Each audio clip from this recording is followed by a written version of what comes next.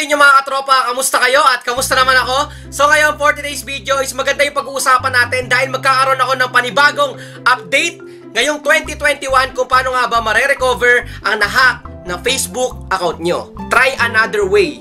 At lalabas na dyan, finally, yung how can we reach you. Kaya kung gusto mong ma-recover yung Facebook account mo, panoorin mo tong video na to simula umpisa hanggang dulo.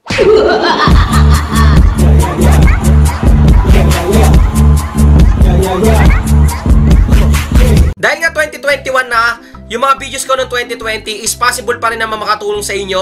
At iba naman yung gagawin natin ngayon dahil may panibagong update si Facebook sa pag-recover ng inyong Facebook account. At syempre bago tayo magsimula, huwag mo kalimutan na i-like tong video na to para mas marami tayong matulungan. And also, huwag mo kalimutang i-share tong video na to para dun sa mga kaibigan mo, relatives mo na nangangailangan ng video na to para makatulong din sa kanila. At syempre, huwag mo kalimutang i-subscribe yung YouTube channel ko at yung notification bell para updated ka sa mas marami pang tutorials.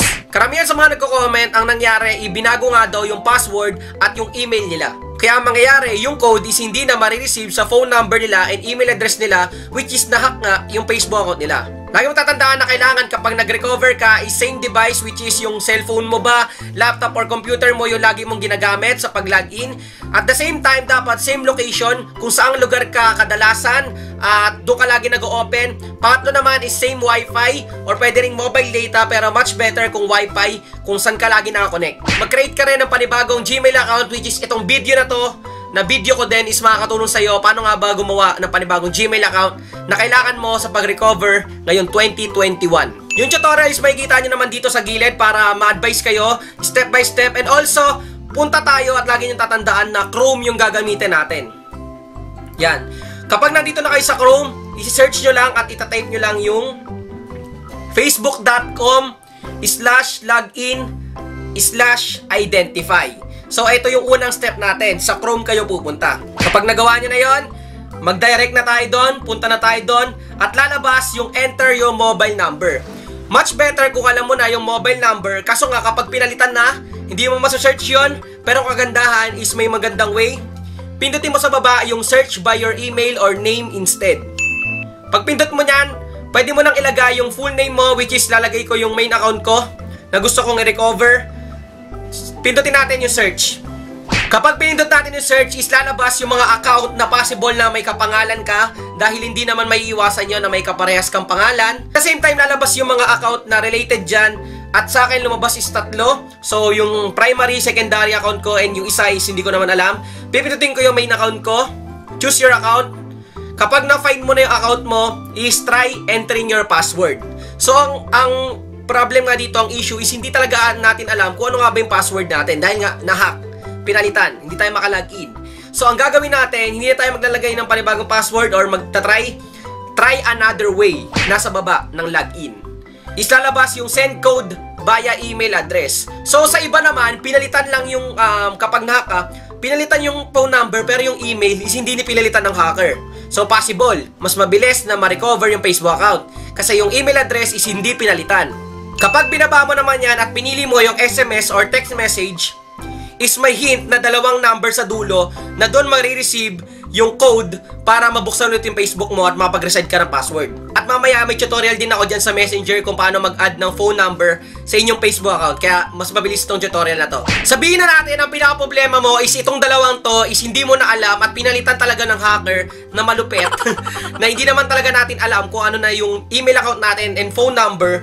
Kaya pipindutin natin yung no longer have access to this. Yung nasa baba. Sabihin, hindi na natin ma-access yun. At lalabas na dyan, finally, yung how can we reach you. Marami nagtatanong, bakit hindi po sa akin lumabas yung how can we reach you? Ang lumabas po sa akin is katulad po nito, account access not possible. Sabi ko sa inyo sa kanina na kailangan is same wifi, kung saan kayo lagi nakikonnect at kung nakadata ba kayo, at lagi kayo nag-open sa cellphone. Same location ko sa office, sa school, and also sa bahay kayo lagi nag-open. Makakatulong yon para lumabas yung how can we reach you.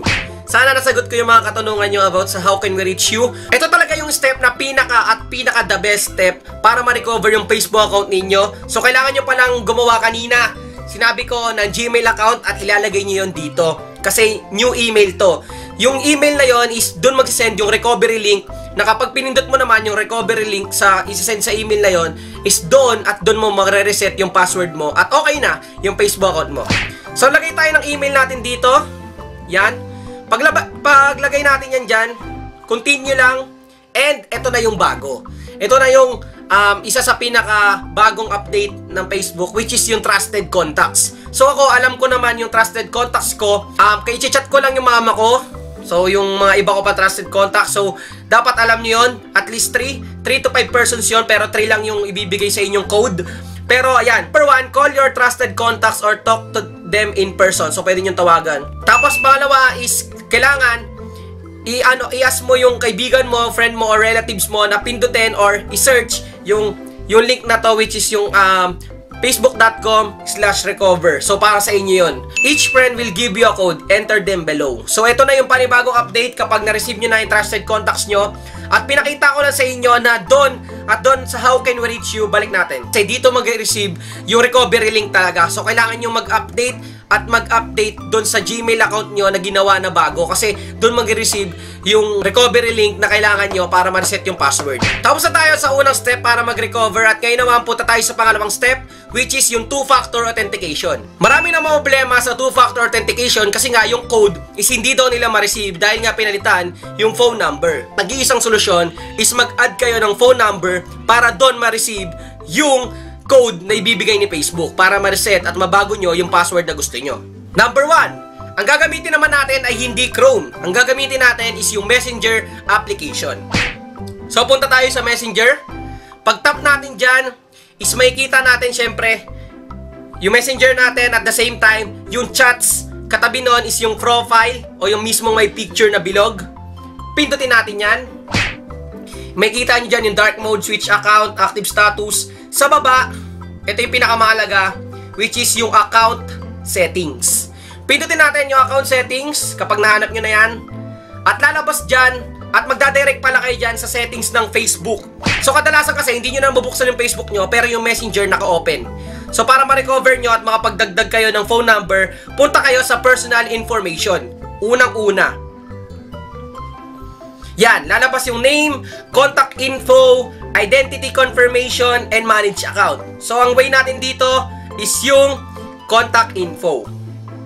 Para syempre ma-confirm natin kung nandun ba at pwede tayo mag-add dito.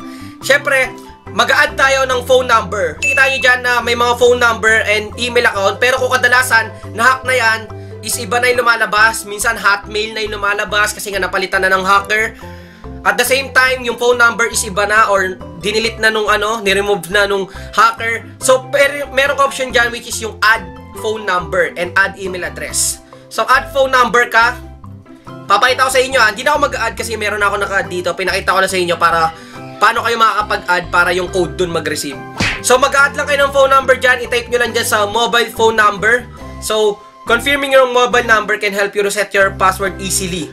So, yon. At ganun lang kadali para ma-receive nyo yung code para makapag-reset ng password sa inyong Facebook account. Dalawa lang kailangan natin gawin, which is yung una sa Chrome, which is yung how can we reach you na makapagpasa kayo ng panibagong email para sa recovery link.